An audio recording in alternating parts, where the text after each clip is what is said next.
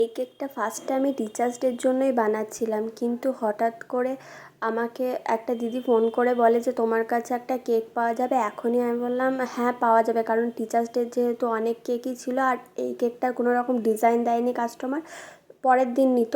আর সেই দিন যেহেতু আমার হাতে টাইম ছিল বিকাল থেকে রাত অবধি, তো আমি বললাম ঠিক আছে ওনার জন্য আমি অন্য একটা ডিজাইন করে দেবো বা অন্য একটা কেক করে দেবো, তুমি তাহলে এটাই নিয়ে নাও।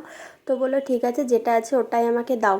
তো দিদিটা আগে আমার কাছে কেকের ছবি চেয়েছিল অর্ডার করার জন্য, কোনো অসুবিধার জন্য দিদিটা নিতে পারেননি, মানে বাড়ির কেউ অসুস্থ ছিল। তো দেখেছে যে বাড়ির কেউ যখন সুস্থ আছে তখন বার্থডেটা কেন সেলিব্রেট করবে না, তার জন্য ফোন করেছিল।